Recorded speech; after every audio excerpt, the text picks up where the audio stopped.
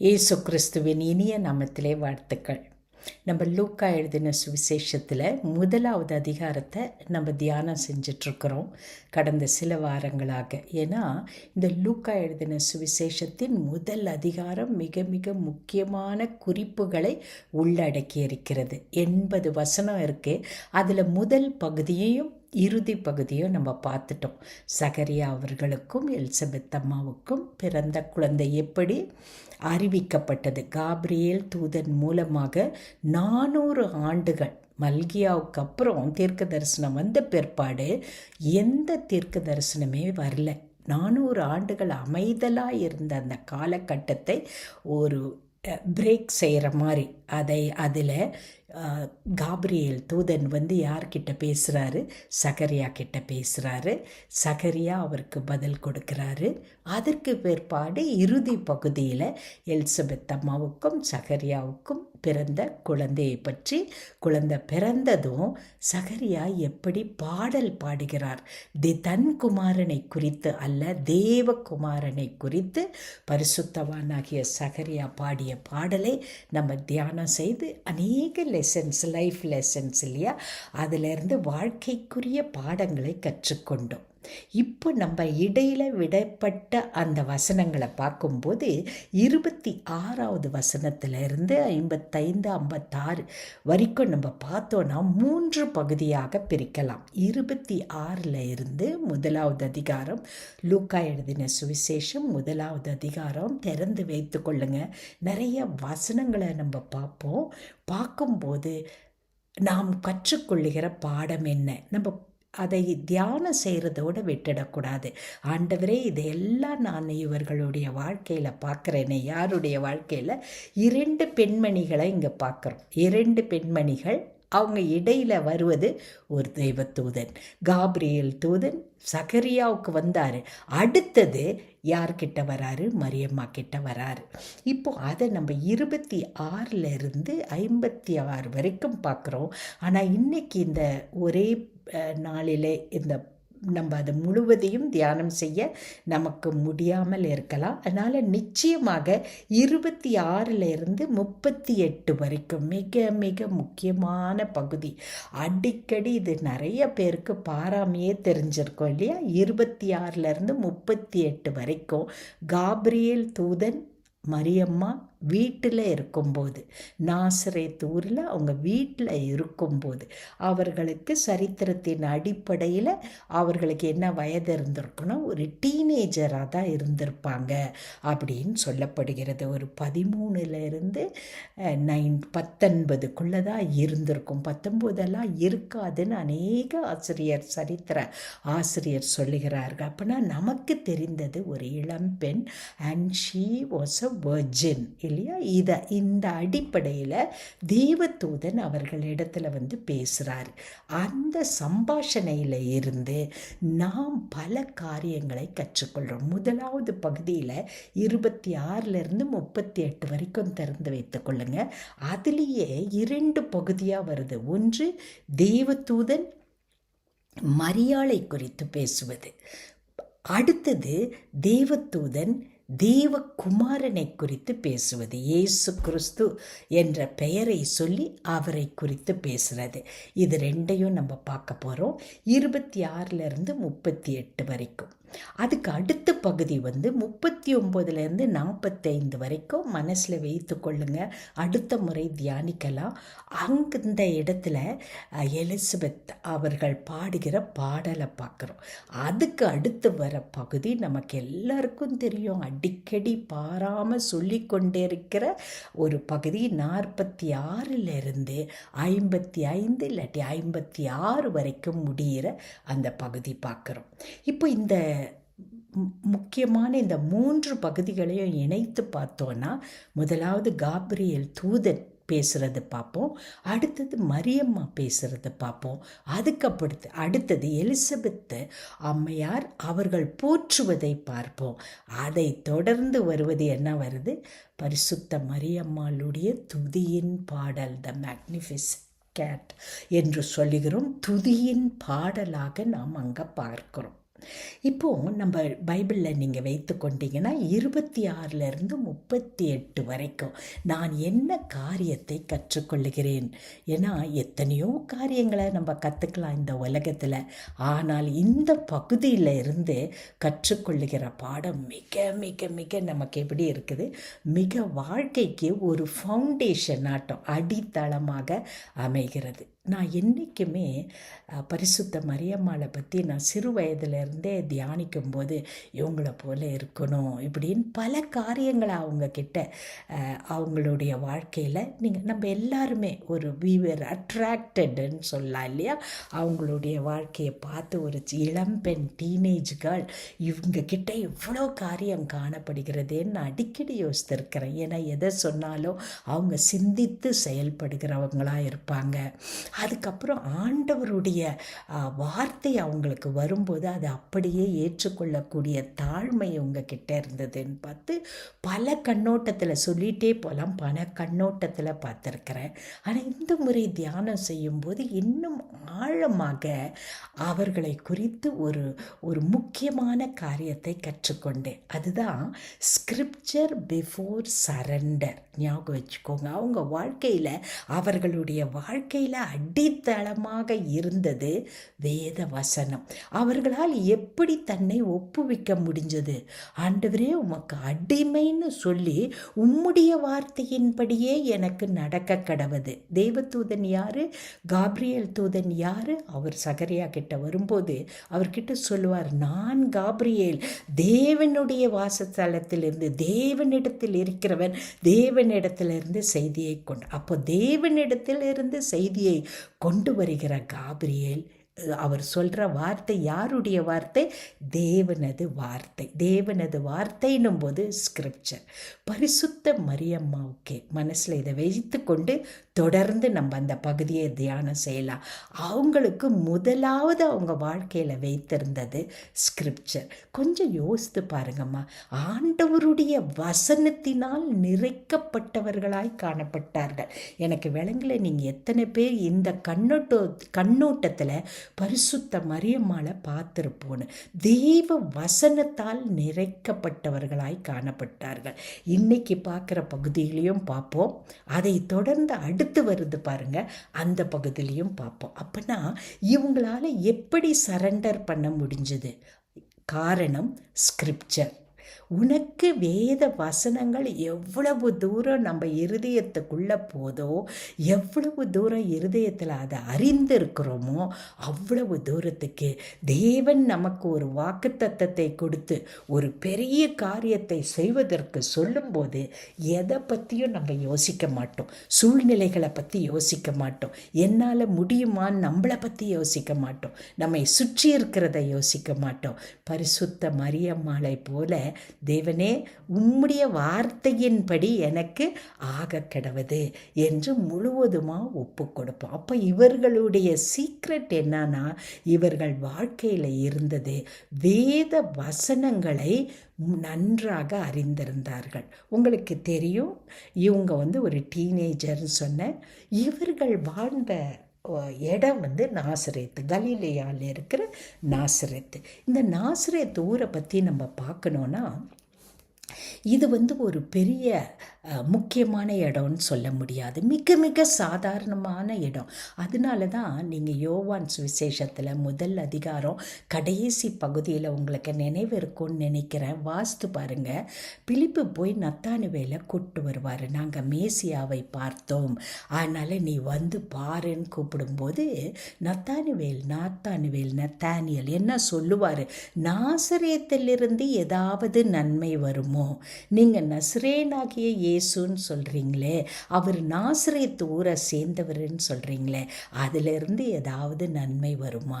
நீங்கள் சரித்திரத்தின் அடிப்படையில் பார்த்தா கூட நாசரேத்து ஊரில் எந்த முக்கியத்துவமே இல்லாத ஒரு சாதாரண ஒரு இடமாக காணப்படுகிறது நாசரேத் என்பது.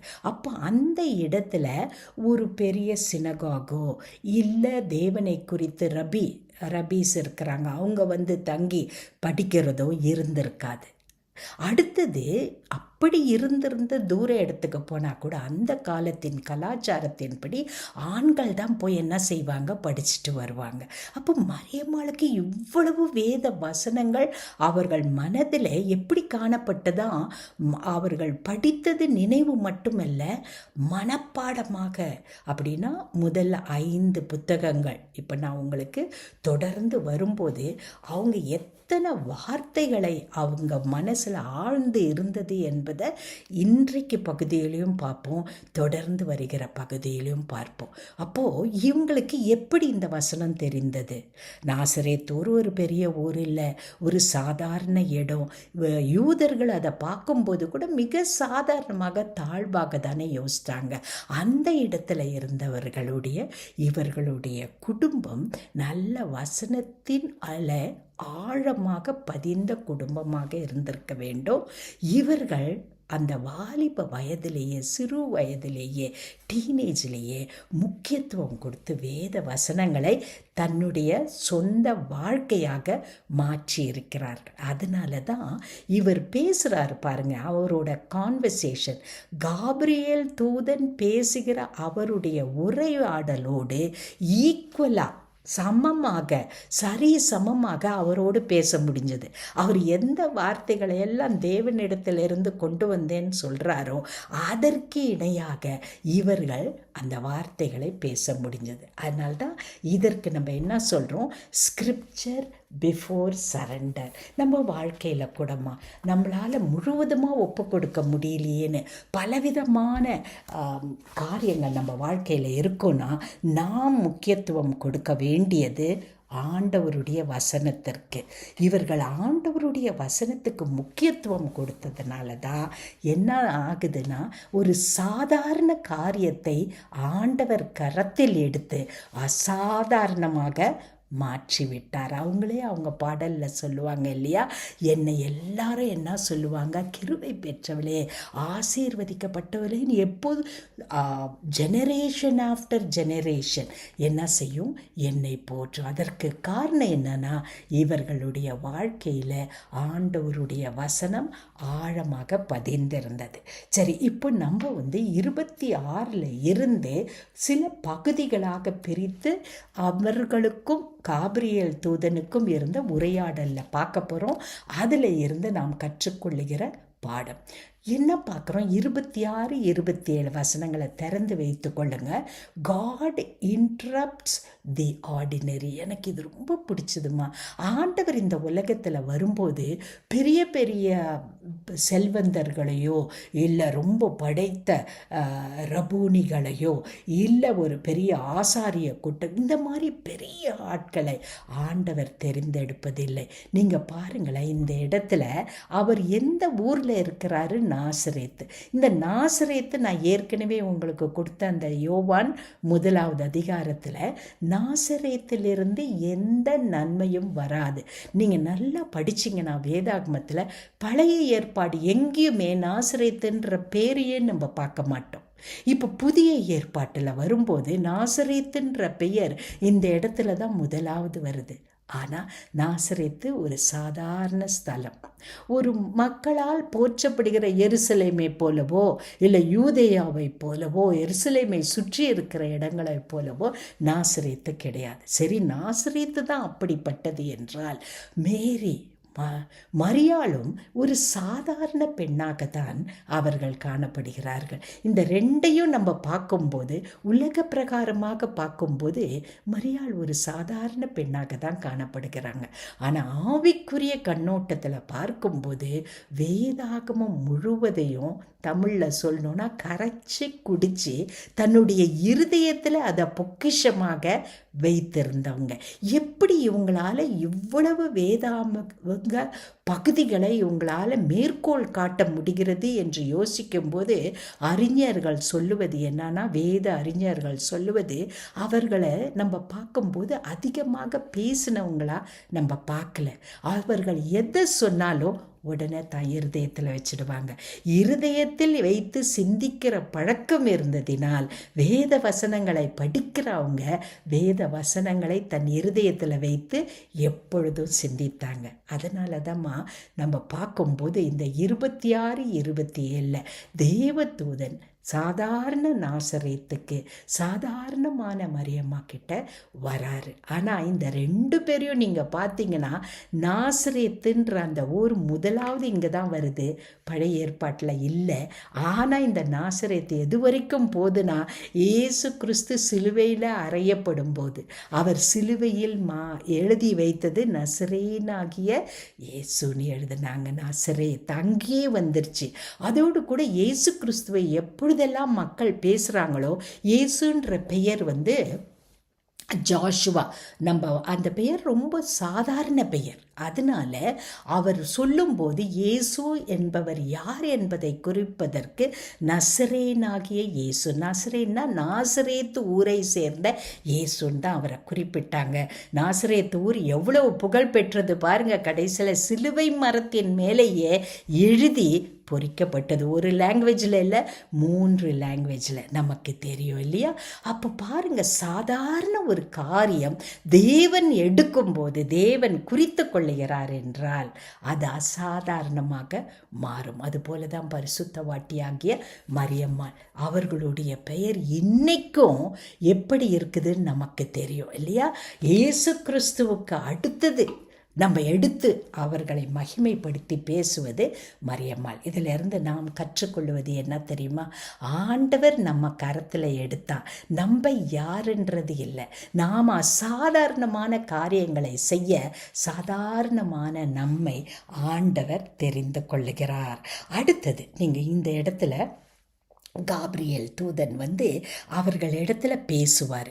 பேசும்போது 3 காரியத்தை சொல்வார், 3 ஆசீர்வாதம் அவர்களுக்கு சொல்வார். முதலாவது, கிருபை பெற்றவளே, மோஸ்ட் ஃபேவர்ட் ஒன். அடிக்கடி இந்த பாடலில் நம்ம சொல்கிறோம் இல்லையா? 28வது வசனம் பாருங்கள்.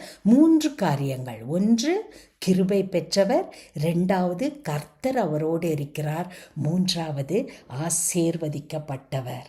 யோசித்து பாருங்க, கிருபை. தேவதூதன் பேசுகிறாரு. 400 வருடம் பேசாத தேவதூதன் பேசுகிறாரு. சகரியா கிட்ட பேசினது இவங்களுக்கு தெரியாது, இனிமேதான் அவங்களுக்கு தெரிய வரப்போகுது.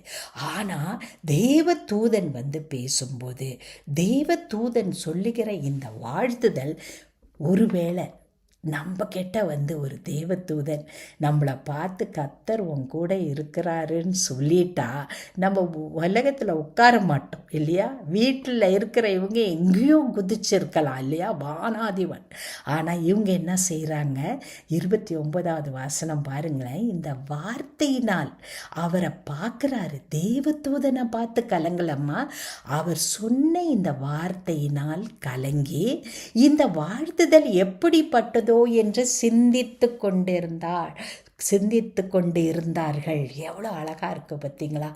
ஆண்டவர் ஒரு வாக்கு தத்தத்தை கொடுத்ததும், ஆண்டவர் என் கூட இருக்கிறாருன்னு சொல்லிட்டா அன்னைக்கெல்லாம் நம்ம எங்கே இருக்க மாட்டோம். உலகத்தில் காலு கீழே நடக்க முடியாது, எங்கேயோ பறக்க ஆரம்பிச்சிடுவோம். தப்பு கிடையாது. ஆனால் இவர்கள்கிட்ட இருந்து நம்ம அறிந்து கொள்வது, சிந்திக்க ஆரம்பிக்கிறாங்க. தன்னை பற்றி ஒருத்தர் போற்றும் போது கூட அது எப்படிப்பட்டதோ என்று சிந்திக்கிறாங்க.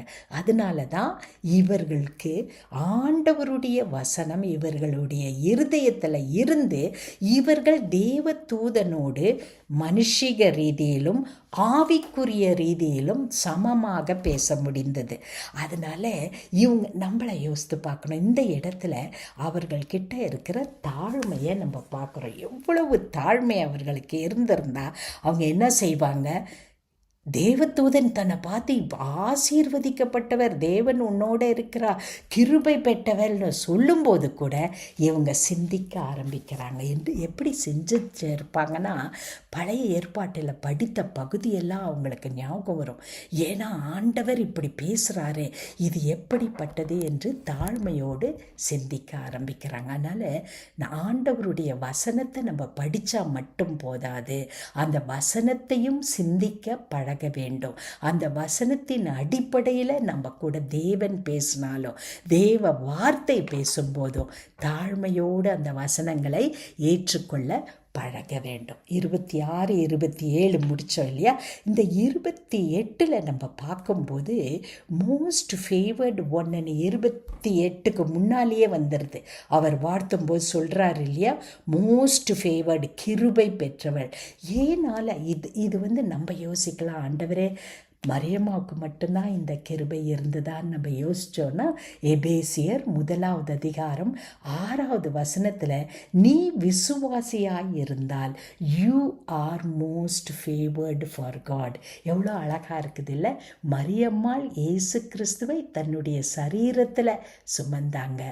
நாம் இயேசு கிறிஸ்துவை ஆவிக்குரிய ரீதியில் நமக்குள்ளே அவர் வாசம் பண்ணுகிறபடியினால் இதே வார்த்தையை தான், மோஸ்ட் ஃபேவர்டுன்ற இந்த பதத்தை தான் நம்ம எபேசியர் 1 அதிகாரம் 6 வசனத்தில் பார்க்குறோம். அதனால் நம்ம யோசித்து கலங்க வேண்டாம், ஆண்டவரே நீர் மரியம்மாளுக்கு கொடுத்த அதே ஸ்டேட்டஸை எனக்கும் கொடுக்கிறீரே, அதுக்கு தகுதியாக நான் எப்படி நடந்துக்கணும்?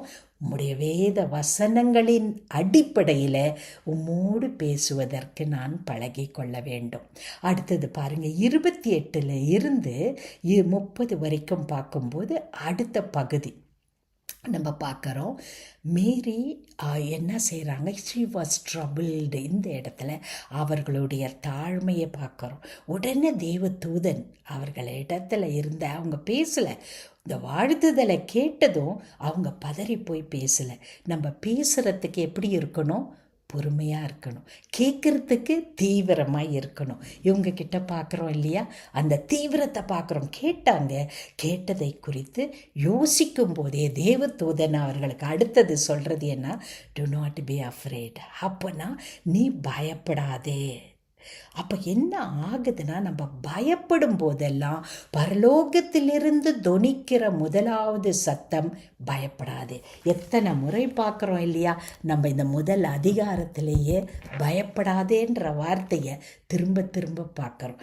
இன்னைக்கு இந்த இடத்துல பரிசுத்தவாட்டியாகிய மரியம்மாளை பார்த்து பேசுகிறாரு, நீ பயப்படாதே அப்படின்னு பேசுகிறார். இப்போ அடுத்து வர பகுதி த ப்ராமிஸ் இல்லையா, அந்த ப்ராமிஸ் என்ன மாதிரி ப்ராமிஸ் அவர் செய்கிறாருன்னா, the impossible is made possible. அப்போனா முடியாத ஒரு காரியம் அதை வாக்கு தத்தமாக கொடுக்கிறார். 31 வசனத்திலேருந்து 33 வசனம் வரைக்கும் அடுத்த பகுதியாக நீங்கள் எடுத்து பார்த்தீங்கன்னா 31 இப்போ அவர் யாரை பற்றி பேசுகிறார்? இது வரைக்கும் பேசினது முதல் பகுதி, இது வரைக்கும் பார்த்தது மரியம்மாளை பற்றி அவர் பேசுகிறார். நீங்கள் ஆசீர்வதிக்கப்பட்டவங்க, கர்த்தர் உங்களோட கூட இருக்கிறாரு, நீங்கள் யூ ஆர் மோஸ்ட் ஃபேவர்ட், கிருபை பெற்றவர்கள் அப்படின்றத அவர் முதல்ல பேசுகிறார். அதுக்கு அடுத்தது அவர் பேசுகிறது தேவனை குறித்து பேசுகிற பகுதியை நம்ம பார்க்குறோம். 31 33 வரைக்கும் இம்பாசிபிள் ப்ராமிஸ். உங்களுக்கு தெரியும், அந்த ஸ்பெல்லிங் பார்க்கும்போது இம்பாசிபிள், IM பாசிபிள்னு வரும்.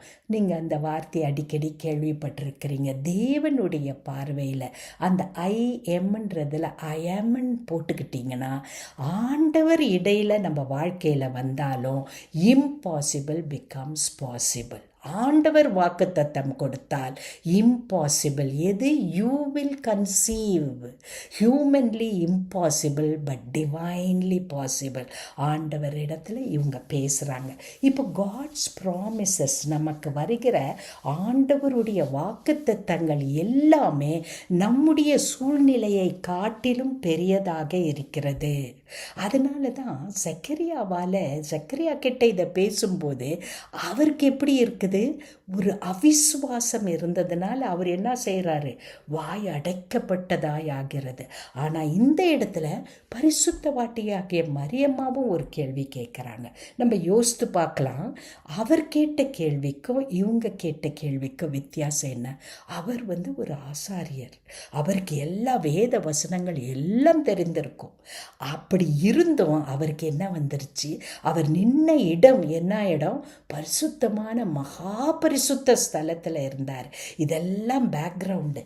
ஆனாலும் இது அதுக்காக அவர் ஜெபித்தும் இருக்கிறார் இல்லையா? ஆனால் இது நடக்குமான்னு அவருக்கு ஒரு சந்தேகம் வந்தது. 18 நம்ம பார்த்த முதல் அதிகாரத்தில் அந்த சந்தேகம் வந்ததுனால, சந்தேகத்தின் வார்த்தையை அவர் பேசக்கூடாதுன்றனால அவர் வாய் என்ன செய்யப்படுது? பேச முடியாமல் போகிறது. இங்கே 34வது வசனத்தில் பார்க்கும்போது நம்ம ஒரு குவெஸ்டின் வரும். இவங்க கிட்ட இருந்து, யார்கிட்ட இருந்து? மரியம்மா கிட்ட ஒரு கேள்வி வரும். அவங்க கிட்ட இருந்து வர கேள்வி என்னன்னா, விசுவாசத்தின் அடிப்படையில் எழும்புகிற சந்தேகம். விசுவாசம் இல்லாமல் கேட்கிறதில்லை. உங்களுக்கு தெரியும் இல்லையா? விசுவாசம் இருக்குது. இது நடக்கும். நான் கன்னியாக இருந்தாலும், நான் ஒரு வேர்ஜினாக இருந்தாலும் நிச்சயமாக தேவன் சொல்வது நடக்கும். ஆனால் உலக ரீதியாக பார்க்கும்போது, அப்போனா இவங்களுக்கு எப்பேற்பட்ட ஞானம் இருந்தது? ஒரு டீனேஜ் கேர்ளாக இருந்தாலும் அநேகர் சொல்கிறாங்க 14 வயசுலேருந்து 16 வயசுக்குள்ளே தான் இவங்களுக்கு இருக்கும்ன்ட்டு. இந்த 16 வயசுலேயும் ஒரு குழந்தை பிறக்க வேண்டும் என்றால் ஆணும் பெண்ணும் இணைய வேண்டும் என்ற அந்த அறிவு பரிசுத்தவாட்டியாகிய மரியம்மாவுக்கு இருந்தது. அந்த அடிப்படையில் தான் அவங்க கேட்குறாங்க, ஐ ஆம் அ வர்ஜின். இது மிக மிக முக்கியமான வசனமா. ஏன்னா அநேக இடத்துல இளம் பெண்ணுன்னு தான் வருது, ஆனால் வேர்ஜினியாக அவர்கள் இருந்திருக்க முடியாது என்று அநேக பேர் வியாக்கியானம் செய்கிறாங்க. ஆனால் அது தவறு என்பதை அவர்கள் வார்த்தையிலிருந்தே நம்ம அறிந்து கொள்கிறோம். தெளிவாக சொல்கிறாங்க, இது எப்படி ஆகும்? ஃபார் ஐ ஆம் அ வர்ஜின். நான் ஒரு கன்னியாக இருப்பதின் மூலமாக புருஷனை அறியேனே, இது எப்படி ஆகும்? இது டவுட் இல்லை, இட் இஸ் லாஜிஸ்டிக்.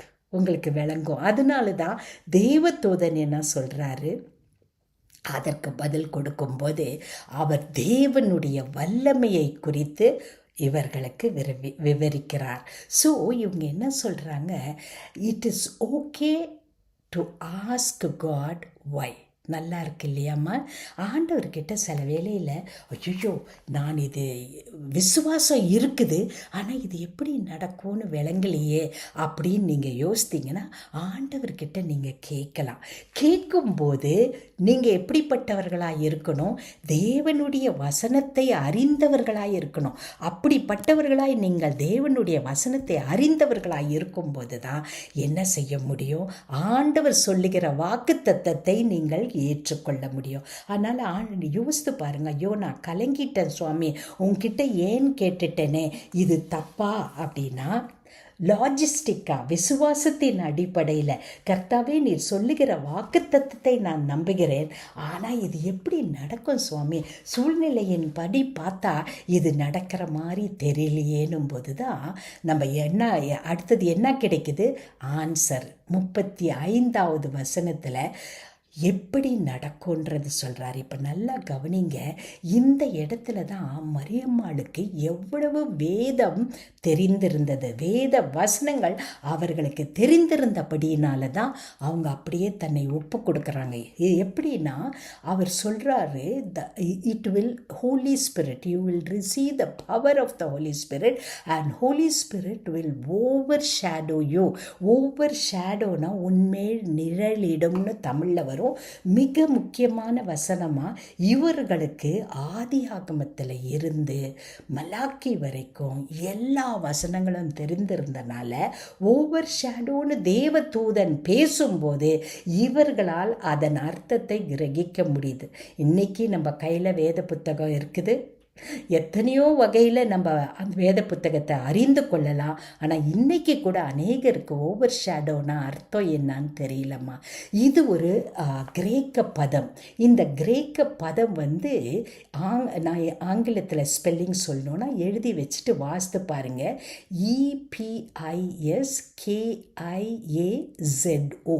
இப்படின்னு சொல்லும்போது இந்த கிரேக்க பதம் பழைய ஏற்பாட்டில் வரும்போது எங்கெல்லாம் வருதுன்னா மோசேயோடு ஆண்டவர் பேசும்போது அந்த மேகம் அவர் மேல் நிழலிட்டது. அப்படி நிழலிடுறதுனா என்னன்னா பரிசுத்த ஆவியானவரின் வல்லமை. அப்பவும் இதே வார்த்தை வருது. சாலமோன் தேவாலயத்தை கட்டும்போது நிழலிட்டது. அப்பவும் இதே வார்த்தை வருது. இஸ்ரவேல் மக்களை நடத்தி செல்லும் போது நிழலிட்டது. இப்படி முக்கியமான இடங்களிலே பரிசுத்த ஆவியானவர் நிழலிடுவது எவ்வளவு வல்லமை உள்ளது என்பதை இந்த எல்லா வசனங்களின் மூலமாகவும் யார் அறிந்திருந்தாங்க? பரிசுத்த மரியம்மாள் அறிந்திருந்தாங்க. இதனால தான் இவங்களால என்ன செய்ய முடிஞ்சதுன்னா அவர் சொன்னதை உடனே விளங்கி கொள்ள முடிஞ்சது.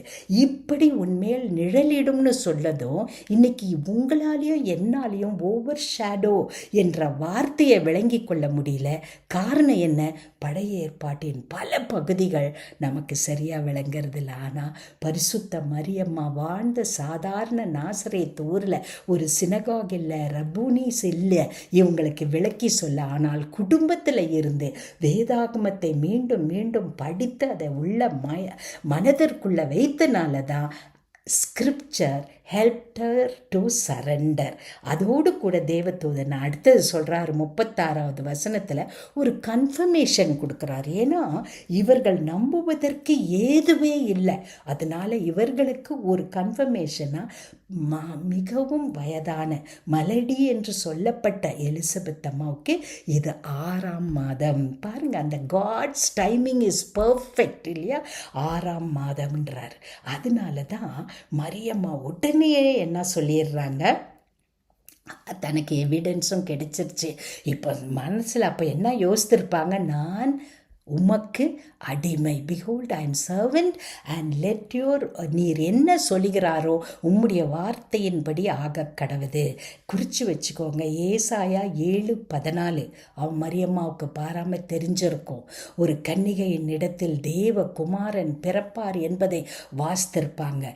இது நடக்குமான்னு அவங்க யோசிக்கும் போது தேவன் ஓவர் ஷேடோ என்றதை நீங்கள் வாசிக்கணும்னா எக்ஸடஸ் யாத்திராகமம் 40, 34, 35 மரியம்மாளுடைய மனதில் ஆழமாக படிந்ததாக இருக்கும். சங்கீதம் 91 நம்ம படிக்கிறோம் இல்லை, ஆண்டவருடைய பாதுகாப்பு. இந்த இடத்துல எல்லாம் வருவது ஆண்டவருடைய மகிமை, ஆண்டவருடைய வல்லமை நிழலிடுவது. ஆனால் அங்கெல்லாம் வல்லமை நிழலிடும் போது அவர்கள் பெற்றுக்கொண்ட ஆசீர்வாதம். ஆனால் இந்த இடத்துல ஆண்டவர் ஓவர் ஷேடோன்னு சொல்கிறது இன்னும் கொஞ்சம் வித்தியாசமான வகையில் அதன் மூலமாக இயேசு கிறிஸ்து பிறப்பார் என்று சொல்லுகிறது. அதனால் நீங்கள் இந்த பகுதியில் பார்க்கும்போது நாம் கற்றுக்கொள்ளுகிற பாடம் என்னன்னா, ஒரு சாதாரண காரியத்தை நாசரேத் ஊராட்டா இருக்கட்டும், சாதாரண மரியம்மாவாக இருக்கட்டும், ஆண்டவர் கடத்தில் எடுக்கும்போது அது உயர்ந்த உன்னதமானதாக மாறிவிடுகிறது. ரெண்டாவது நாம் கற்றுக்கொள்வது, உனக்கு சரண்டர் பண்ணணும்னா நீ வேதாகமத்தின் வசனங்களை விளங்கி கொள்ள வேண்டும். அநேக சேலஞ்சஸ் நம்ம வாழ்க்கையில் வருகிற அநேக காரியங்களை மேற்கொள்ள முடியாமல் நாம் தவிப்பதற்கு காரணம் என்ன தெரியுமா? இவர்களை போல பரிசுத்தவாட்டியாக மரியம்மாளை போல வேத வசனங்களை நம்ம என்ன செய்யறதில்ல, இருதயத்தில் வைக்கிறதில்ல, இருதயத்தில் வைத்து சிந்திப்பது இல்லை. அடுத்து வரப்போகிற பகுதிகளை நீங்கள் பார்த்தீங்கன்னா ஆண்டவருடைய வசனத்தை அவங்களுடைய அந்த வாழ்த்துதல் பாடலில் அடுத்த முறை நான் உங்களுக்கு கொடுக்கிற நேரம் இல்லை, அவர்கள் குறிப்பிடப்பட்டு இருப்பதெல்லாம் அவர்கள் வாழ்த்துதல் பாடல்களை நம்ம பாடுறோம். ஆனால் அவங்க சொன்னதெல்லாம் என்ன தெரியுமா? எல்லாமே ஓல்ட் டெஸ்டமெண்ட்டில் இருக்கிற ரெஃபரன்ஸ், ஆதி ஆகமத்தில் இருந்து டோரா அங்கே இருந்து வெளிப்பட இது மலாக்கி வரைக்கும் இருக்கிற எல்லா வசனங்களையும் மீண்டும் மீண்டும் அவங்க சொல்கிறாங்க. ஸோ மேரி மரியம்மா அவங்களுக்கு என்ன தெரிந்தது? She knew the word of God. அவங்க இருதயத்தின் ஆழத்தில் இருந்தது தேவனுடைய வசனம். இந்த வசனம் அவங்க இருதயத்தின் ஆழத்தில் இருந்தனால தான் அவர்களால் என்ன செய்ய முடிஞ்சது? தன்னையே ஒப்பு கொடுக்க பார்க்க முடிஞ்சது. யோசித்து பாருங்கள், ஆண்டவரே நான் அடிக்கடி தவறி போகிறேன், அடிக்கடி ஆண்டவரே என்னால் என்ன செய்ய முடியல, விளங்க முடியலையே. காரணம் என்ன? மரியம்மாளுக்கு இருந்தது போல தேவ வசனம் நம்முடைய இருதயத்தில் இருந்து அதையே நம்ம சிந்தித்தோன்னா நாம் ஆவிக்குரிய ரீதியில் தேவன் நம்மோடு பேசும்போது அவரோடு இணைந்து நம்ம பேச முடியும். நம்முடைய சவால்களை, நடக்க முடியாத காரியத்தை தேவன் நமக்காக முடித்து தருவார். சாதாரணமான என்னையும் சாதாரணமான உங்களையும் ஆண்டவர் கரத்தில் எடுத்து பயன்படுத்துவார். அன்பின் பரம தகப்பனே, ஆண்டவரே, பரிசுத்தவாட்டியாகிய மரியம்மாள் இடத்துல எத்தனையோ காரியங்களை பார்த்தோம். ஆனால் ஆண்டவரே, தேவதூதனோடு இணையாக பேசுவதற்கு அவர்களிடத்தில் காணப்பட்டது வேத வசனத்தின் அறிவு, வேத வசனத்தின் அனுபவம். வேத வசனத்தில் குறிக்கப்பட்ட ஒவ்வொன்றையும் அவர்கள் விசுவாசித்து அதை நம்பினபடியினால் உடனடியாக தேவதூதன் சொன்ன அனைத்திற்கும் தன்னையே ஆண்டவரே சமர்ப்பிக்க முடிந்தது. எங்களுக்கும் அந்த கிருபையை தாங்க ஆண்டவரே. உம்முடைய பிரசனம் எங்களோடு இருப்பதற்காக நன்றி. இயேசு கிறிஸ்துவின் மூலமே ஆமென்.